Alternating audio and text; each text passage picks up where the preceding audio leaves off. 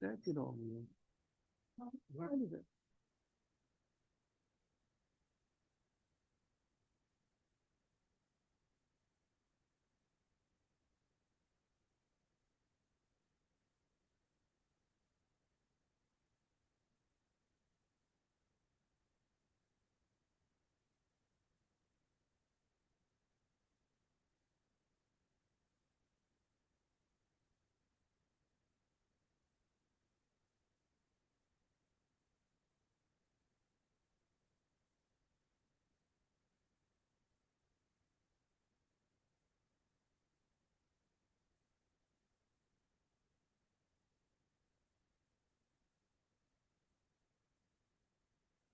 Let's roll.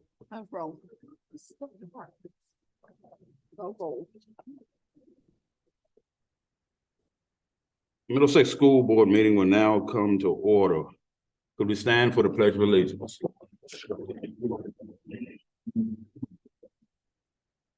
I pledge allegiance to the flag of the United States of America, and to the republic for which it stands, one nation, under God, indivisible, with liberty and justice for all.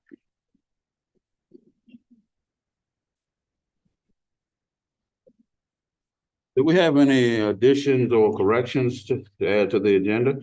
Yes, I move that we add the parking lot bid and the 2 fundraising approvals to the consent agenda. Okay. Do I have a second? Second. Any question? All in favor? Aye. Motion is so carried. Next we have public announcements.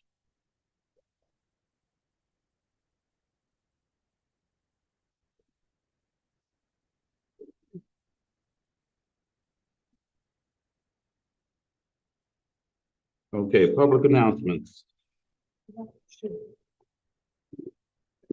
Behind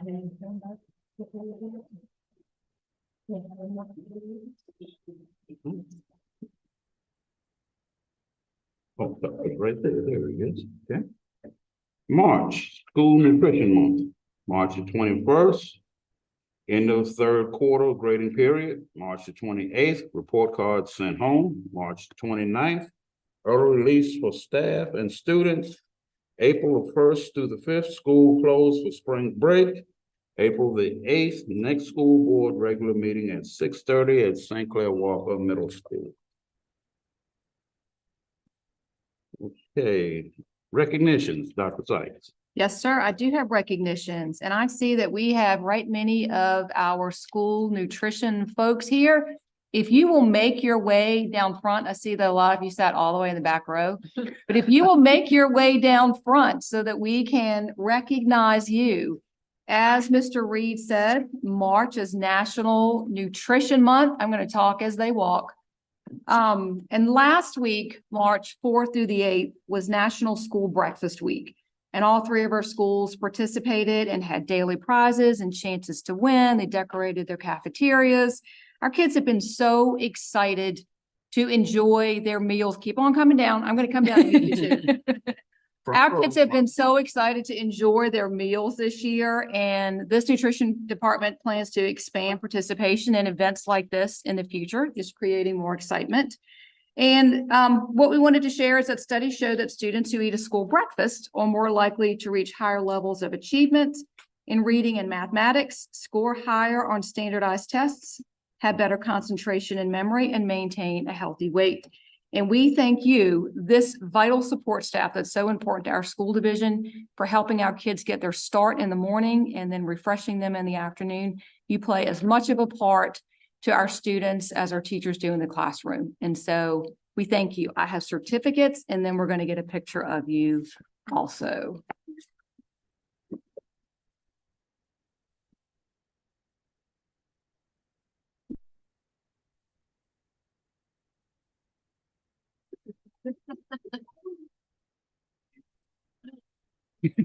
I have walked down the, you're not Chris. You guys are gonna. That's what I thought. I thought that you were Tracy. Maybe calling your name. I'm not walking down the aisle. I'm Terry. All right, Edna. So I'm gonna do this. I'm gonna name our staff because some were able to make it here tonight and some were not able to make it here tonight. So Chris McBurney here on the end is our nutrition supervisor. And then we have our manager, Cherry Stone at the middle school. We have Carrie Coyle at the elementary school. We have Tracy White, and at the high school, and I have to say this is somebody I haven't met yet, is Sharon Satterley. Okay, and then our other members who are here as our staff, whoops, that play various roles. Joanne Norris, Joanne here, okay. Harry Bloomfield, Amanda Morton. These are all not here, okay. I said that Edna Griffin, I don't see, Amy Donovan, Diane Reed, Lucy Sow, Miss Lucy. Eunice Tunstall.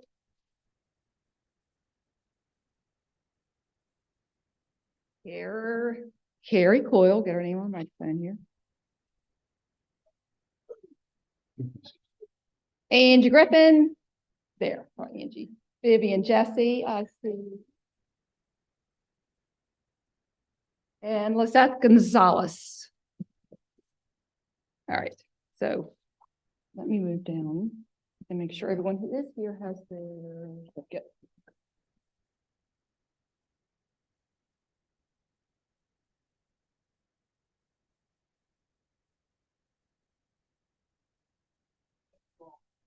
They're gonna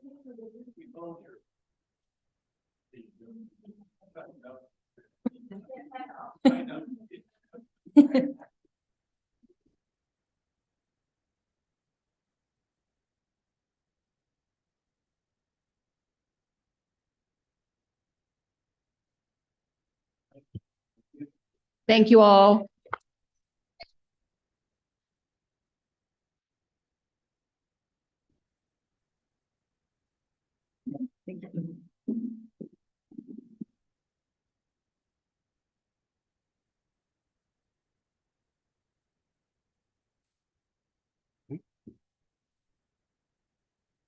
Next, we'll have educational highlights. That's right. And we have representatives from Middlesex High School, Mrs. Fleet, and I see Mr. Laster. And Perla Williams, one of our assistants at the high school. I believe they are here to talk about our PAYS work.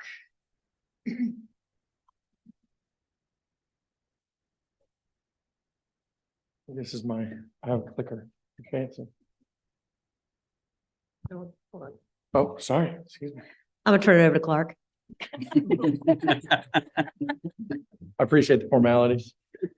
Mr. Chairman, Dr. Seitz, thank you for having us here today. We're going to talk to you guys briefly about the work transition program that we do at Middlesex High School. I'd first like to apologize for not being in a button-up. I'm actually kind of switching hats. I went from the soccer field to announcing a soccer game to coming here to going back to a soccer game. So I'm kind of mid-transition here. So I apologize for not being dressed appropriately. But our work transition program is something that Perla Williams and I have put a lot of time and energy into in the last 2 years. It was somewhere that we really felt like we had students with special needs, and we could do better. It was kind of one of those places where Mrs. Fleet saw that I kind of needed a boost, and I teach Algebra 1, but I was in a position where it was like, I've been doing Algebra 1 for a long time and I want a new challenge.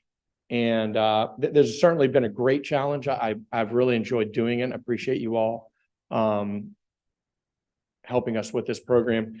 So what I'm gonna briefly do is tell you a little bit about the work transition program, and then I'm gonna have them come up here and they get to be nervous just like me.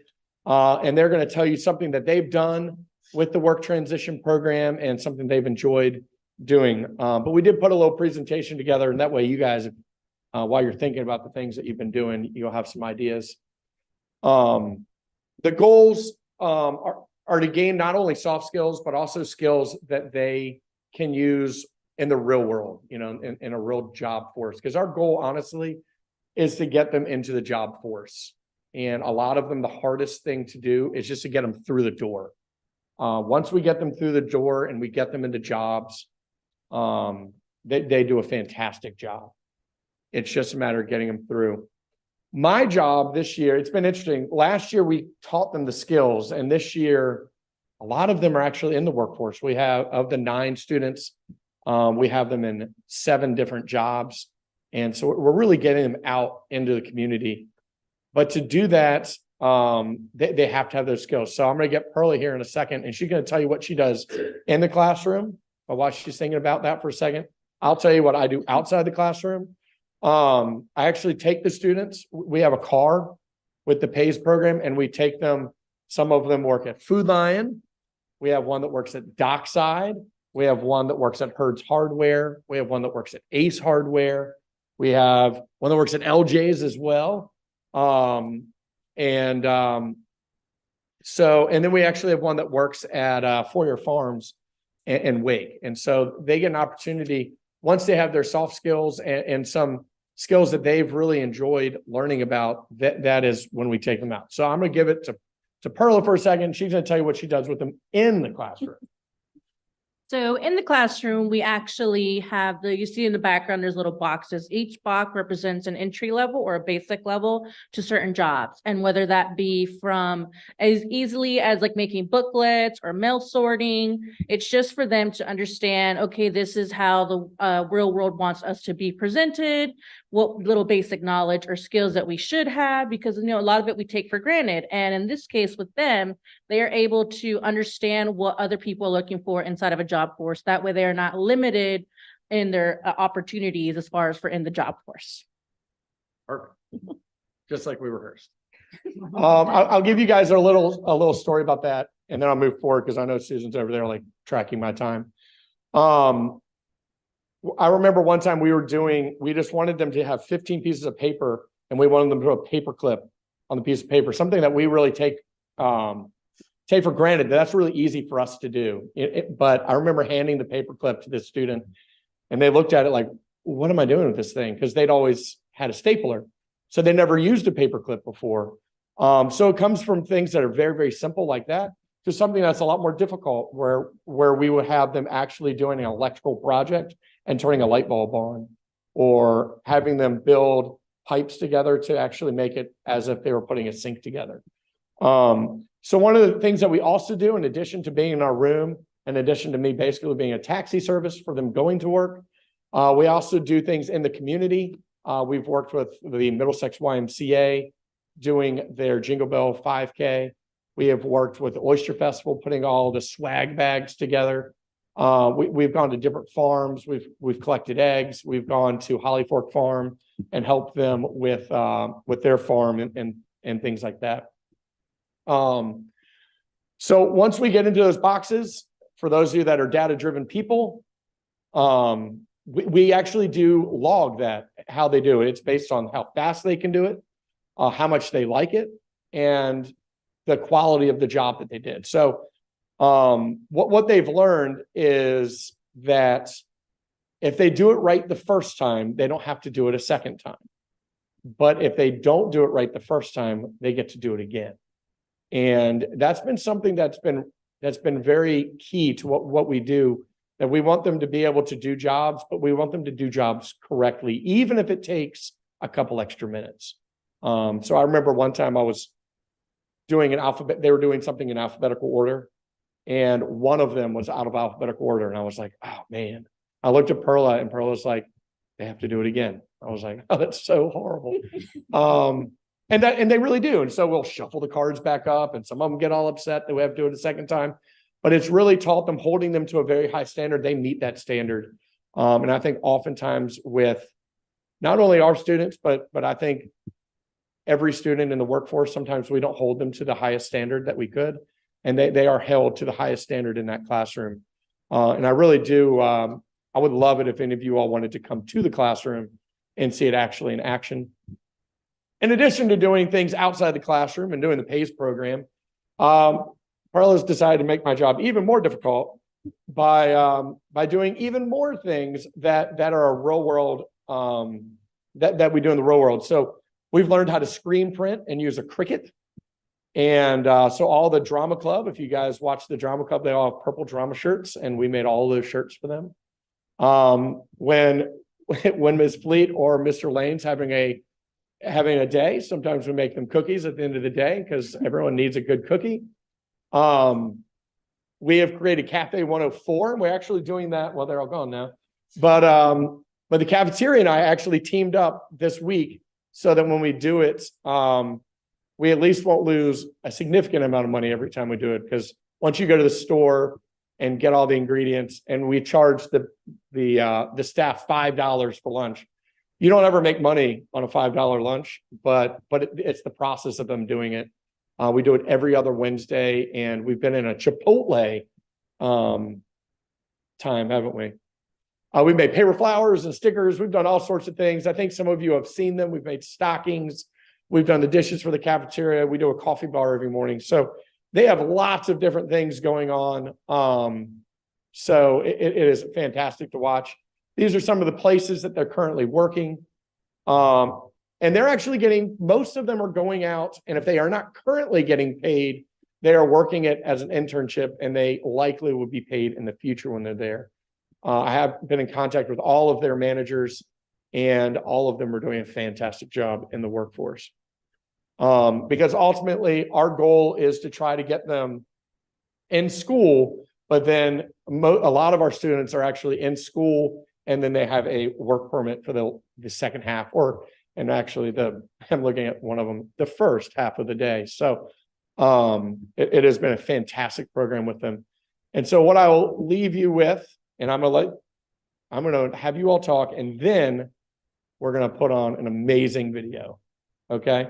So what I want you to do is you guys are gonna tell them something you're gonna tell them your name, and you're gonna tell them something you've really enjoyed about PACE program. Got it? All right. It's gotta be positive. Okay. Hi, I'm Terry Lee, and something I really enjoy in the classroom, which I began at the beginning of last year. I've been working on sewing and getting better at sewing because my dream is to be a fashion designer. Very good.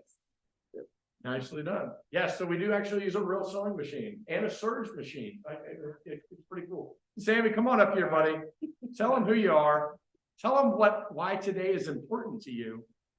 And then tell them something you enjoyed. Simon Plate, regulatory guard. I love it. I love it. I like to clean a little bit for my life. Great to be. Today my birthday. I'm 19. Yeah. Happy birthday, Sammy. Yes, if it's ever dirty in the PACE room, Sammy makes sure that I clean it up, right? Sammy? Yeah, good to you. Come on in. Yeah, it's always me. It's always my fault, no matter what. That's right. Come on up. Hi, I'm Bridie. What really helped me with the PACE program is that it made me understand stuff, and it was fun. And tell them where you're working. I'm working at Hards in Deltaville. And what did you do there the other day that you really enjoyed? I organized it's a whale house, we call it. It was pretty fun. Very good. All right, come on up, my friend. Okay. I was too. I totally get it. I don't like talking in front of me. Actually, tell me your name. What's your name? My name's Georgia, and I don't know. What do you do better than anybody in there? You get it? With the Cricut? Weeding with the Cricut, and I'm pretty good at it. 'Cause I have one at home with my mom. We decorate my door with it. So if y'all have ever used a Cricut, and I don't know if you have, but you have to weed everything out that you don't want. And Georgia very quickly proved to us that we even tried to make really elaborate stickers to see if we could, just, can you do it? And she crushes it. She does an amazing job on that. So before we go, we put together a little video of the last 2 years of some of the things that we do for your viewing pleasure. I think this will work. So we'll find out. Might have to get your help here, Steve Dunkel. Look, he's taking over. I love it.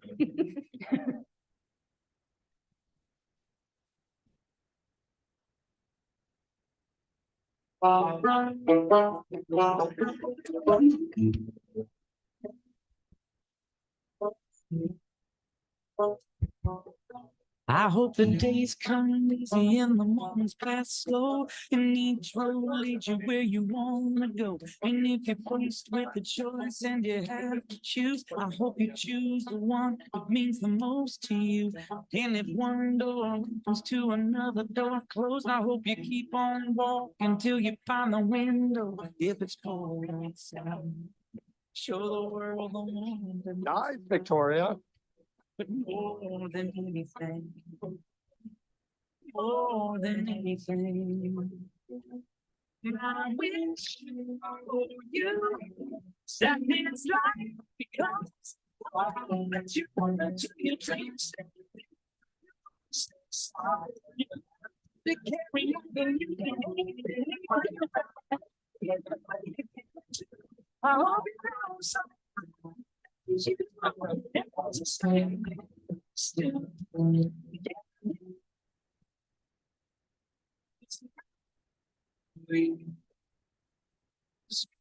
You never look back, but you never forget all the ones who love you in the place you left. I hope you always forget and you never regret, and you help somebody every chance you get.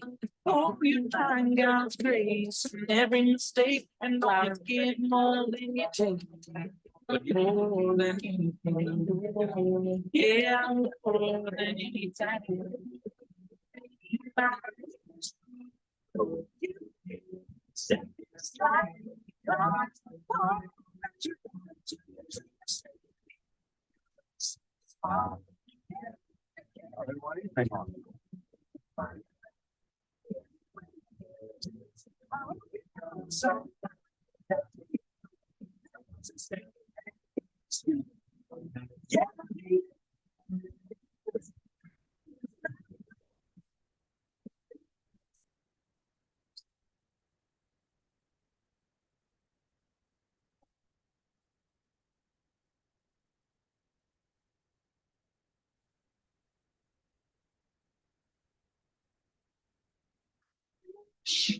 For you, is that this life comes to be at the time,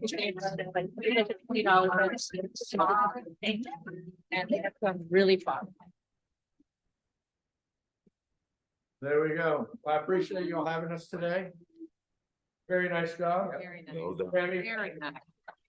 happy birthday, buddy.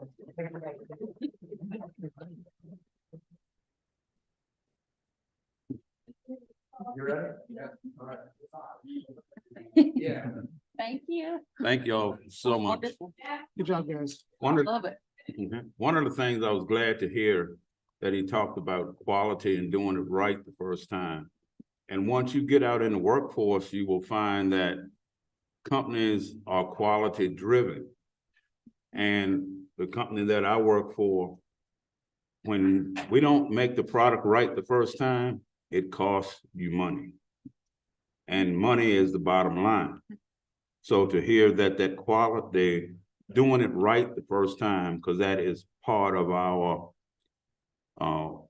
mottos that we use over there, is doing it right the first time, to where we don't have to return and we have to pay for having it returned, and then we have to pay to do it again and ship it out again.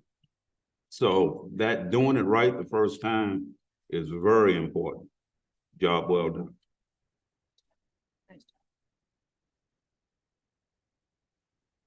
Certainly.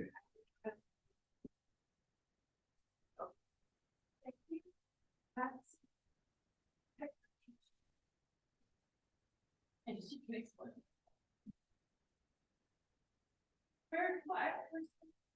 Somebody right. Somebody who didn't talk at all. Somebody who talked. Very well.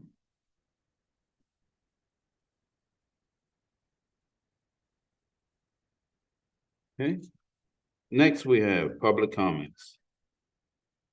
Floor is now open for public comment. Okay. Okay, second Oh, you catch the second one? Okay. Public comment now closed. board member comments and reports. Okay. Dr. Burnett. Yes, on February 15th, the Chesapeake Bay Governor's School Joint School Board met. We reviewed the budget for 24-25. The good news is that we're up about 10 students, at least we're projected to be up about 10 students in the governor's school.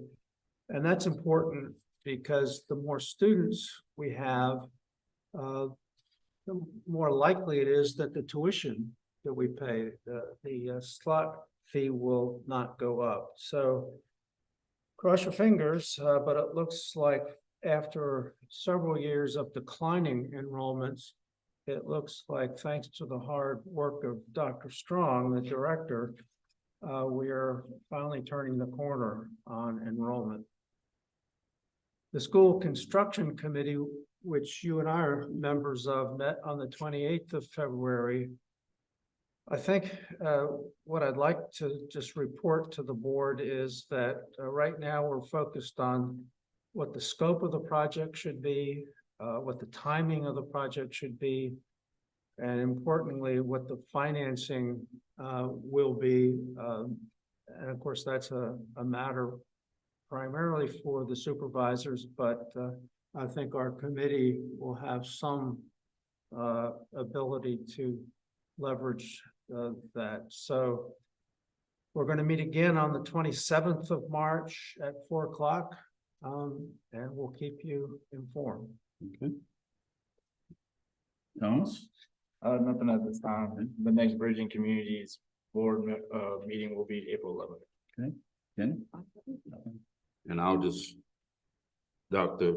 Burnett now on the same committee there, so I'll piggyback off of what he's done. Okay. All right. Next, we have action items. We have the parking lot and the budget adoption. So first parking lot, we actually have Mr. Ben Burton from Bay Design Group here this evening, and he is going to share with you that process and the recommendation that he's brought to us.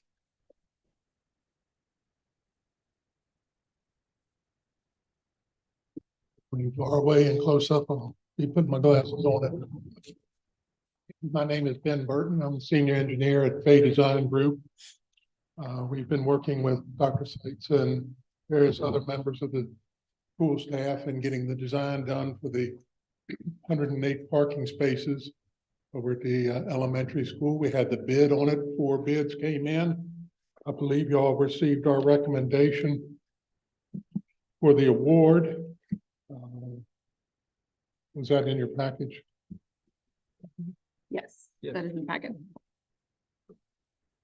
Where we've recommended that you award the contract to Parsley Site Works. I don't know if you have any specific questions about the project or about the bid, but be glad to answer. Any board members, any question?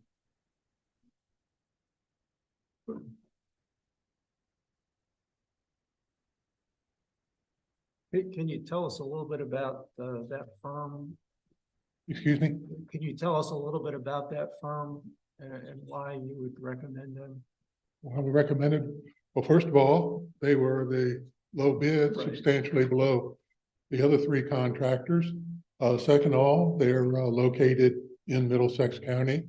And third, they're a darn good contract. We've worked with them several times before, so. And they've had experience in doing this sort of work. Yes, sir, and at least 3 projects that I've worked on. Thank you. Is it any project in close proximity that we could possibly look at? Any project that we could possibly look at that they've completed? You could go over to the historic Christ Church over in Lancaster County. There's a small parking lot they did for carousel therapy in the town of Kilmarnock. You want to see a dam they worked on, you can go up in right here in Middlesex County. So there are several others that they worked on. Because then, you know, lots of times when bids are put out, you are apt to go with the lowest bid, but I dealt with enough of them that sometimes the lowest isn't always the best, but the That's quality correct. of the work is there. That's correct. You certainly give precedent to the low bid. But if the low bidder wasn't responsive to the bid requirements, then you can deny it. If he's not a responsible bidder, in other words, hadn't had the experience or know what he's doing, or is not registered as a contractor or that type of thing, you can deny it, and it should be denied. But in this case, PSW is responsible and responsive to the entire package. Okay. And it was low bidder and slightly below our estimate, so Okay. that was good. All right, so you're looking for one. Yes. Okay. Approval. Mhm. All right, do I have a motion? I move that we approve, you call it PSW, as the contractor for the parking lot. Okay. I have a motion, do I have a second? Second. Moving proper second, question? All in favor? Aye. Motion is so carried. Okay. Thank you. Mhm, Thank certainly. you, Mr. Burton. All right, next we have information item, Dr. Bishop. Nope, we still have a, action item, the budget. Oh, That's all right. That's all right. I'm gonna move down here though. I just have a few slides.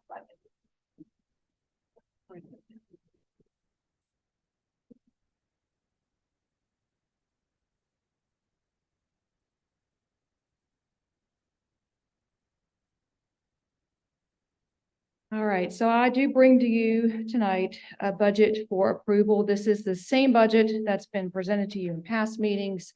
Same budget we presented to the Board of Supervisors, and same budget that was presented at the public hearing that was just held recently. It does include a compensation increase of 1.3%, which is a step for all of our salaried scaled employees. It does include what we were given originally as a 2% increase for health insurance. That's included in the budget as the employer absorbs that. For positions that are added, just as I've shared before, reading specialist at the middle school, that is required, and there's a little bit of state funding that goes towards that. There were some previously funded grant positions that we built in a few years ago now, and that we have identified as still needing within our school day. And those positions are building-based substitutes, one at each of the schools. It's a person that reports to work every day and fills in where that empty space is, because there's an empty space every day. And then a clinic assistant, which we originally hired to help with mitigation strategies at the beginning of the pandemic, but we have found is very useful and needed, primarily based at the elementary school, where we have 600 young people who visit the clinic quite frequently, and she's able to move over to the middle and high school when needed if either of those nurses are out.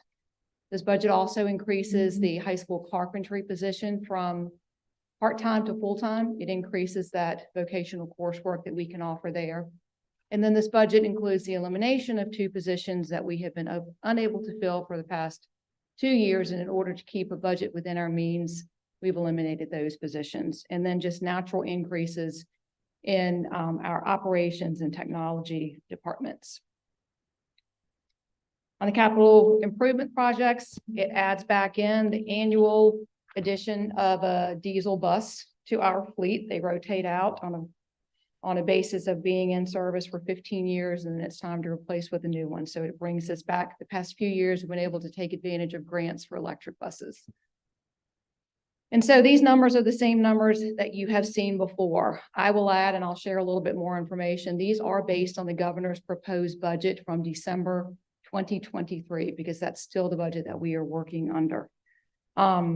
State and federal amounts, again, what you see here are based on the governor's budget. I think I'd shared in past meetings that state funds and other funds kind of net zero themselves out, one being up 8,000, one being down federal funds down about 100,000. That's mostly due to the ESSER fund grants expiring at the end of this year. And so when you're looking at the orange area for both operation and debt service, that is the localities funding that we're asking for there.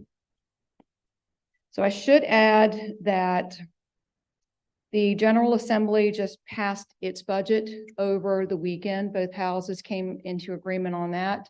And the General Assembly does propose a 3% compensation for SOQ funded employees. This budget does not include it, simply because we are operating on facts of a budget that we do have, which is the governor's proposed budget. We could expect that potentially the governor will approve the 3% compensation. Just as a reminder, it would be for SOQ funded positions, about 60% of our positions, and then it does run through our LCI, which this year is up to 0.6389. So what that looks like in real numbers is the compensation supplement that we're forecasted from the state. It would still require an additional $180,000 ask from the locality in order to afford that 3% compensation. Again, that's not included in this budget because we don't actually know how that's going to be finalized in the governor's budget.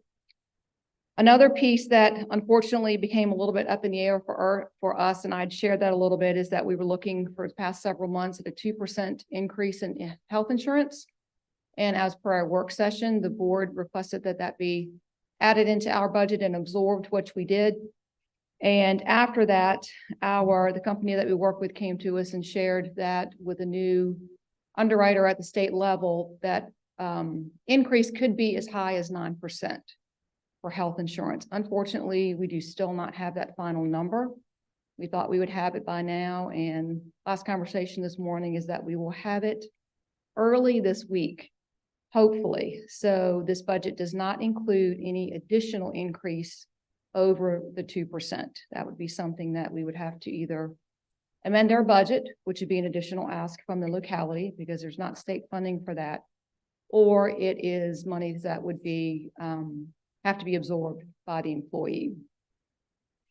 And so the budget I bring to you this evening, as I shared, includes that 1.3% step, the 2% coverage of insurance, the positions we have added, and also the positions that have been eliminated, and then any other additional increases due to inflation or subscriptions. And so we are required to submit our budget to the local funding body by April 1st. This being our last meeting. Before then, I bring this budget to you this evening for approval. Any questions, Dr. Sykes? This is our fourth time seeing this. This is probably your fourth time seeing it, Yeah. yes. So, Best of all. okay. All right, could I have a motion? I move to approve the budget as presented. Okay. Thomas, motion, Dr. Burnett, second. Okay. Any question? All in favor? Aye. Motion is so carried. Thank you.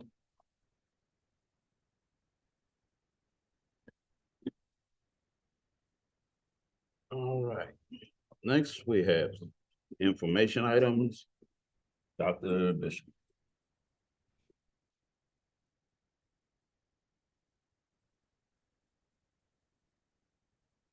Members of the board, Dr. Seitz, this is a presentation on just mid-year data that we have for St. Clair Walker and Middlesex High School. First, very short presentation. I just want, because I'm just kind of limiting to a few data points.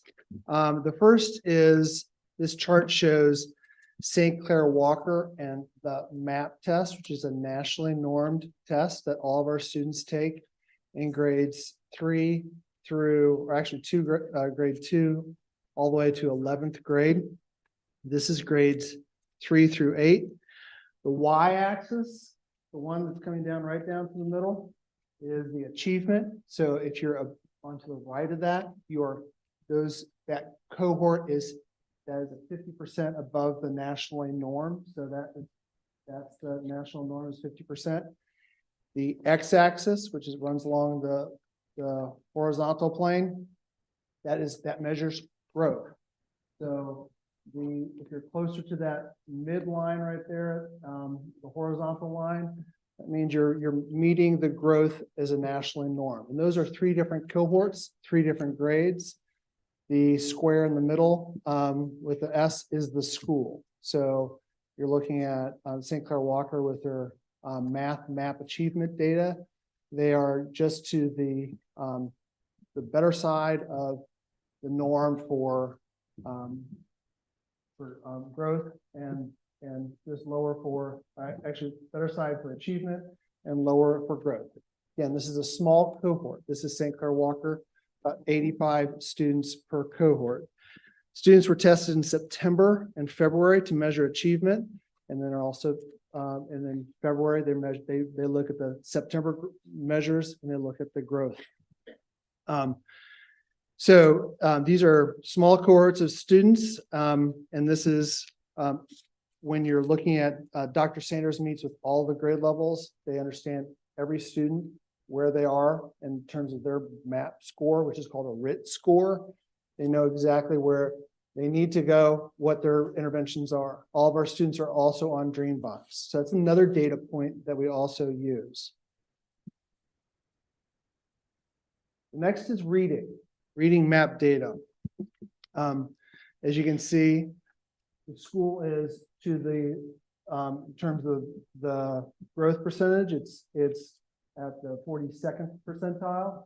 And then you have 3 different grade levels, and the school sits at just below the 32nd percentile for growth, and yet still making above the percentile for norm and achievement.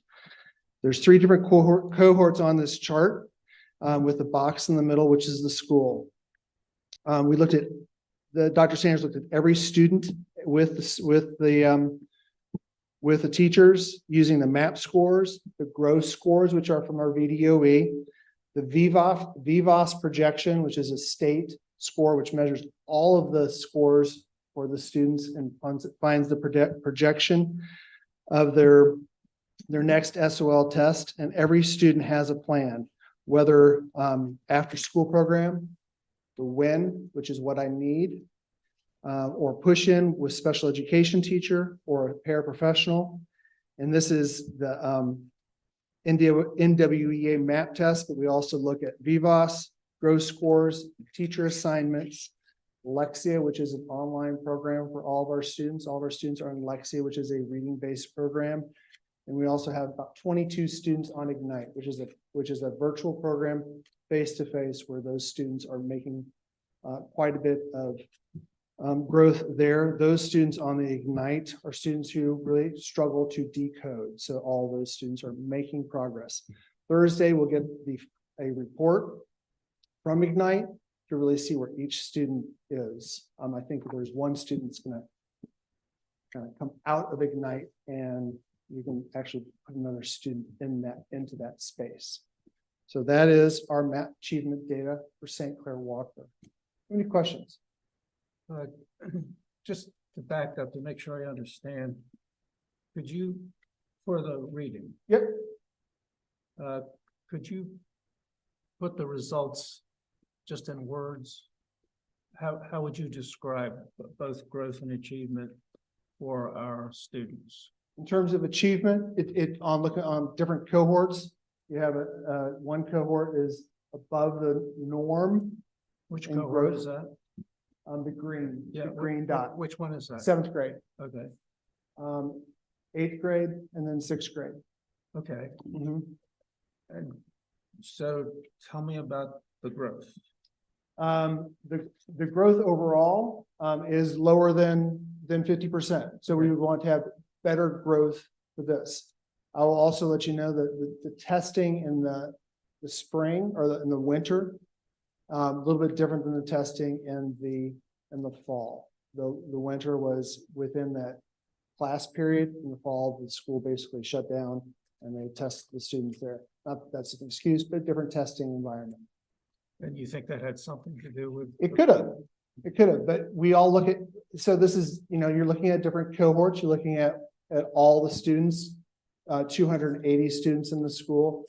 We take every student, we look at I would love, take one student and then there's a learning continuum. So for math, there's maybe 6 different, they'll separate out to geometry, number sense, and different things for math. And they'll do the same thing for reading. And what you look at is the strengths and the weaknesses within those categories. So does this particular statistic shows a standard deviation? This does not. This is just the We don't national. really know about skewness of the results. I don't have that on this particular chart. I could present that next time. It would seem to me that if the scores were all clustered together, that would have a different meaning than if there are a wide range. There is a wide range of scores on that. There is a wide range. There is. Okay. So they are scattered. And so you'll have those students, So you would think that the standard deviation would be large. it is larger than, yep. But it is that way, because the cohort is so small. If it is a larger cohort, you'd have more students to really make that average to be centralized. In the nationally normed data, it does pretty much centralize. Okay, Thank you. so what are we putting in place to kind of, that our growth is so low? It is lower. So what are we putting In in place different to areas. get that up? Yes. And you're looking at different cohorts and strengths of different cohorts. We have Lexi in place. We have EL curriculum also in place. We have WIN block, which is what I need, which is an everyday 30-minute period where teachers work with students individually or in small groups. We also have TTAC, which is from William and Mary coming in, working with our English teachers to look at small group instruction and also working with our special education teachers. So, and they're pushing into the classroom. So we have different ways at this point in time where we're not only looking at specific students, but looking at different ways to intervene and make changes to that instruction.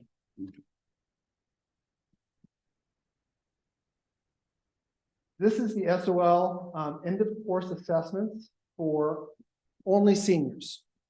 So if you're looking at your seniors, all seniors need math end of course test. You need a history, a reading, and a writing, and a science for a verified credit to graduate. All the students in Middlesex High School have earned a math credit, either through a verified credit or through a locally verified credit. There's 6 seniors that will be taking the history end of course test who have not yet passed that. 3 of those students have just recently come to us who do not have history end of course test. So we, if a student comes to us as a senior, well, they still need that end of course history test.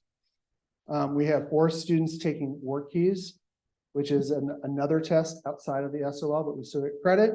Students perform on that reading. It's an alternative test for those students, as 6 seniors will also be taking work keys as well. It's the same alternative test.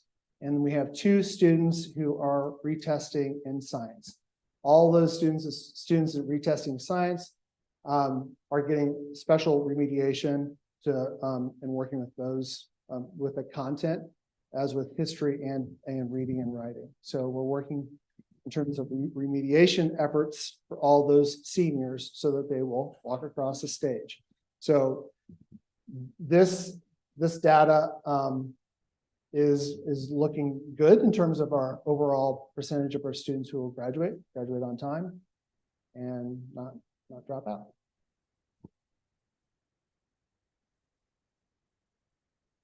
Another indicator that is on our school quality index is the college career and readiness indicator.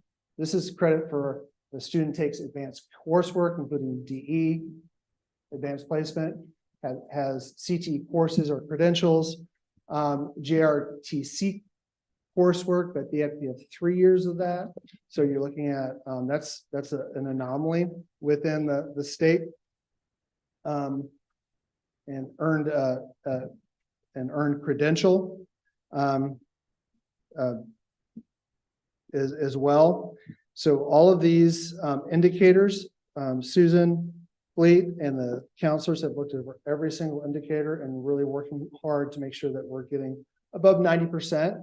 85% is a standard. So we're looking at, when I'm looking at the data and looking at the individual students, I'm looking at close to 95% of our students who are going to earn the CCRI indicator. That could be also, earn that indicator through job shadowing or different programs like that. So Compass students, credentialing, they're all working on this indicator to make sure that all students receive this. Is that statewide? Statewide. Last year, we had an 83% CCRI indicator, and just it was the first time we were measured on that. So we understand where we are with our making sure that our data and making sure we're mapping all students and making sure that they receive that CCRI indicator. So that's going to be green this year.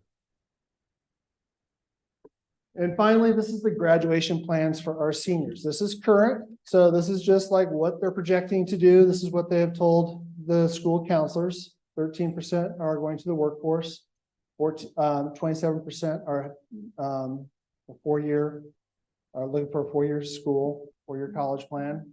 38% a 2-year college plan. 15% technical credit, many different ways to earn your technical certification, and 7% to the military. So that is our students right now and their plans. Any questions with that pie chart?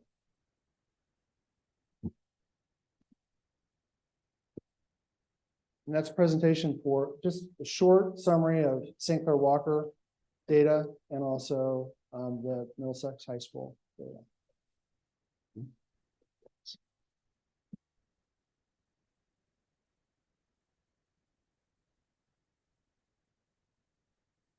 All right. Once again, we'll now open the floor for public comment. These are Gresham, Locust Hill.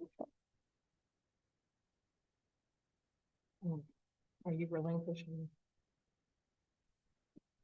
You're gonna let her go first. Okay. Dablin.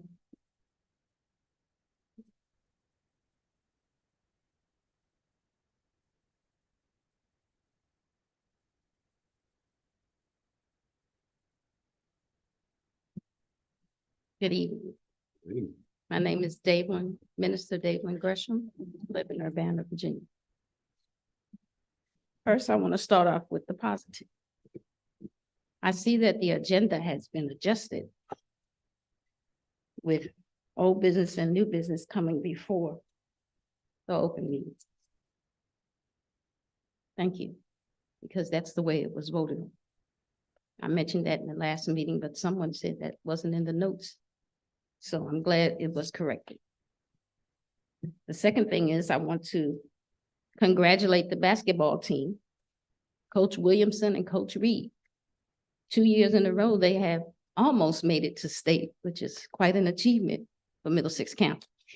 So I want to publicly congratulate the team and the rest of the staff. Now,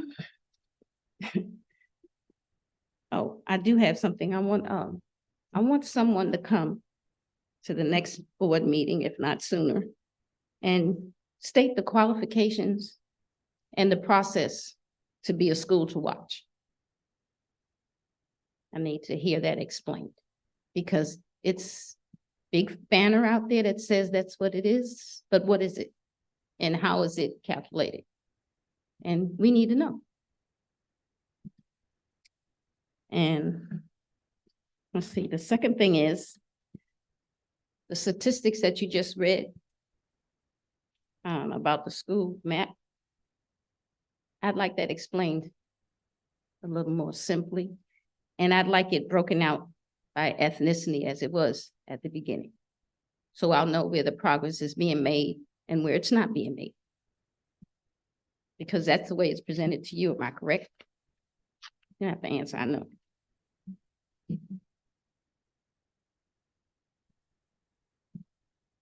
Now, we had a meeting about a student who has a special need. And for some reason, well, two reasons, his case manager is not really advocating for him the way it should be done. Because what he actually needs is not being provided. It was said that that decision was not approved, I believe, by the superintendent, Dr. Sykes. Instead, we're being offered untrained personnel to assist a child like a babysitter, being trained supposedly today in a study work session to help them in the classroom. Now, this was known 2 months ago. And even though the student did not come back to school, no one was trained, no one was called out. And in order for this person to be put in place, to be an adult assistant, which is not what he needs, they have to call some or hire somebody else to back him up. So what I don't understand is, why don't you just hire the person that he needs instead of manipulating the rest of your staff that you're short-staffed with? Because every time we call for assistance for this student, there's a shortage in the staff. The person that was assigned to him has to be somewhere else. So I want to know, what is the problem as a school to watch, who's supposed to take care of all of their students, that there's so much pushback on actually hiring the person that he needs to help him, instead of manipulating the little bit of staff that you have to try to accommodate, which his team says is not adequate. I'm not understanding. So I need some explanations from you guys. And if anybody on this board wants to talk to me about the issue personally, you're more than welcome to. Dr. Burnett has my phone number. He knows that I'm open and willing to conversate with anybody. And I call him constantly, because when I came here the last time and spoke about that agenda, I called him and told him where it was written. Pull it up, read it for yourself. So that's what I'm asking you for. Information in black and white that I can see, that tells me what's actually going on.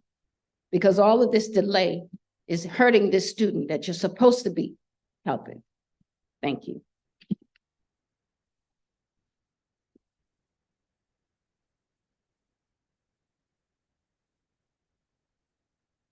Caesar.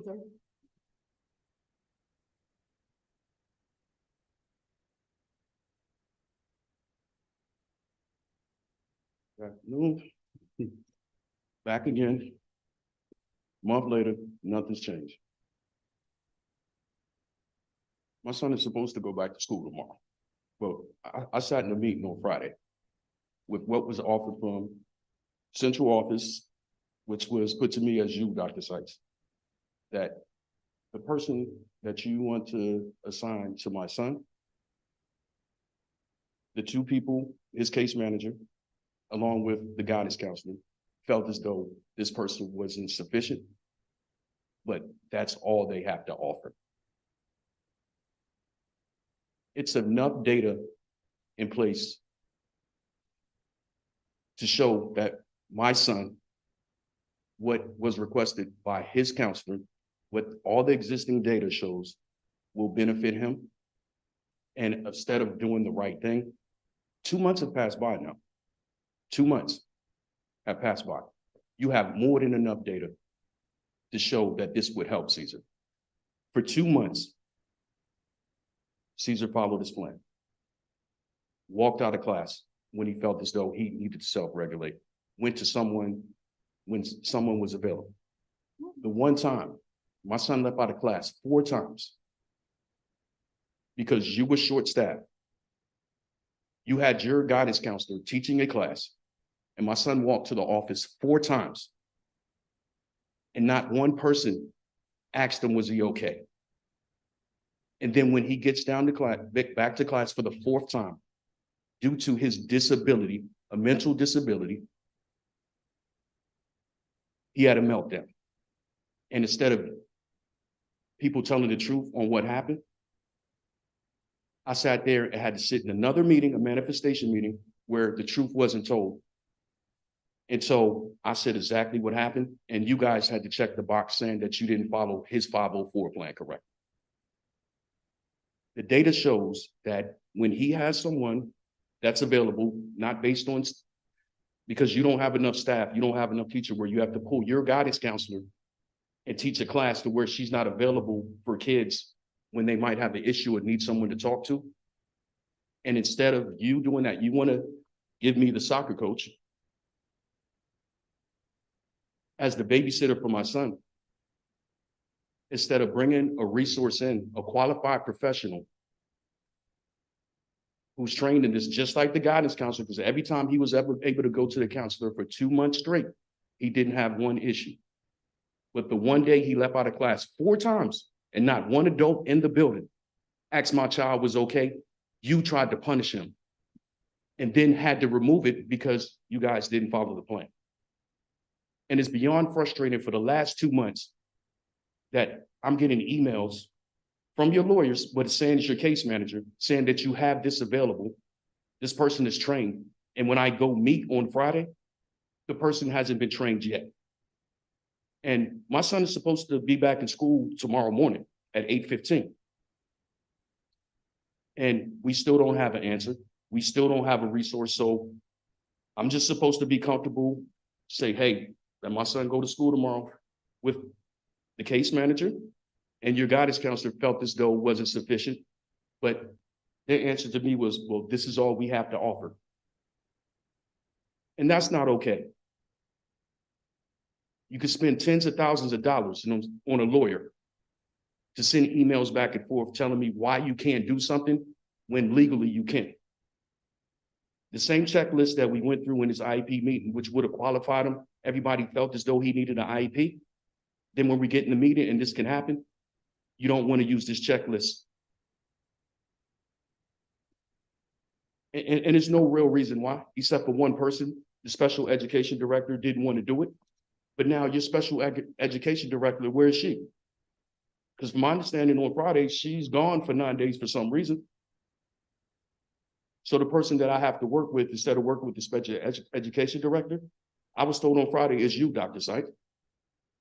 So I'm asking you once again to do the right thing.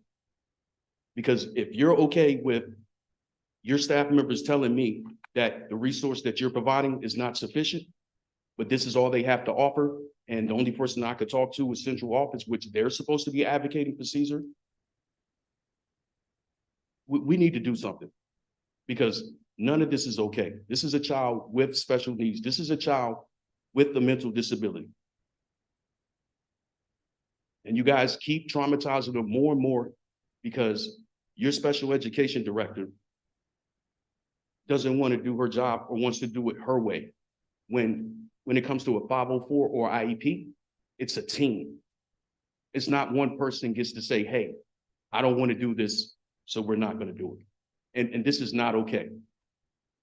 Would you guys be comfortable with allowing your child to go to school with when the staff that's in your school says that this is not sufficient, but they have to do it because this is all central office does?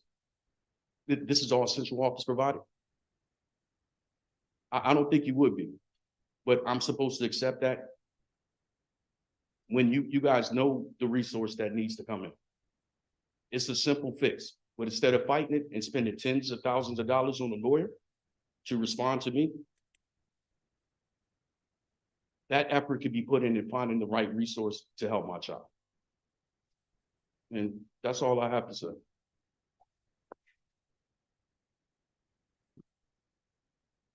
Anyone else? Public comment now closed. All right, next we have superintendent's report. Yes, and I have a few items to report. Dr. Bishop, myself, Dr. Sanders, Mrs. Daniel, and Baton Haley, who's our literacy specialist, have been working on the Virginia Literacy Act training. There's meetings that are occurring. We're actually going to Spotsylvania for them, but they're once a month from February until May, and that's to help develop the literacy plan. We had our first meeting in February, and I would like to say that Middlesex is far ahead of some of our regional partners, but it was a good time for us to be together, work with the Department of Education, and then also work with some of our surrounding counties on putting that plan together. Also, I wanted to let you know that we received notice from the Department of Education for our Virginia Preschool Initiative, or VPI. It was an on-site monitoring visit. The date due to ensure the VPI program requirements and activities are being implemented as stipulated by the Code of Virginia, the General Assembly Appropriation Act, and the department's VPI guidelines. And so when they come in for a visit or a monitoring session, they review documents, they visit classrooms that are in action with their students in them. They interviewed our preschool coordinator, preschool teachers, instructional assistants in those classrooms, the principal and the assistant principal. And so I'm happy to share that we are in full compliance with state requirements. And BDOE thanked us for our continued efforts to support early childhood in our school division and community. And so we're excited to report that.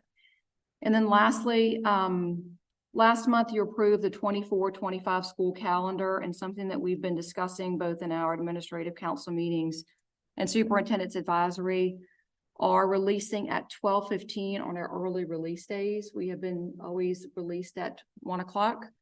Part of that, most of that was due to the need to serve all of our children lunch before they leave school on that day. So we've worked to make sure we can do that. What it does is allow for more work time and professional development time for our teachers, so that we're not having to take any more full days off, but we can have partial days that give them that time. And then it gives the feedback we also got was that it gives a more consistent time for parents. We just go back exactly 3 hours from 3:15 until 12:15. And so, as I said, that's been worked on with our administrative council and our superintendent's advisory. And so that is my report. Okay. All right, next we have any old business? Any new business? Okay. Could I have a motion to go and close? So move. Second. Moving proper second. All in favor? Aye. All right, we'll now go into closed session.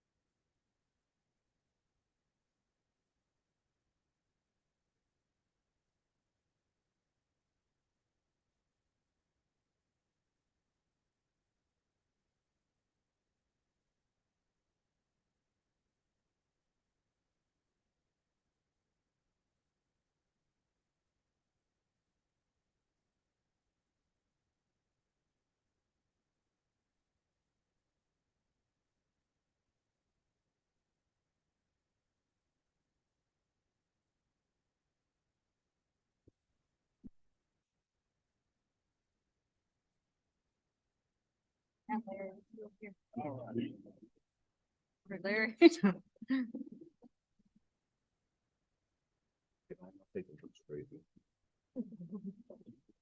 Yeah. Yes, sir. Yes, sir.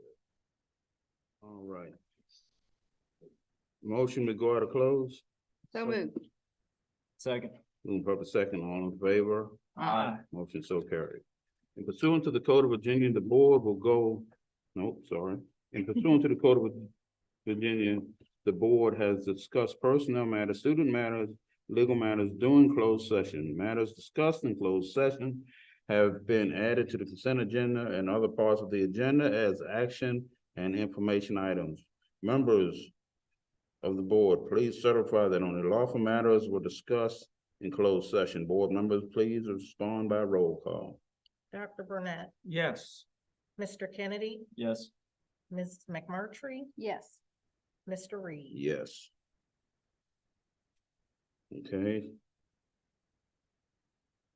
Okay. Okay.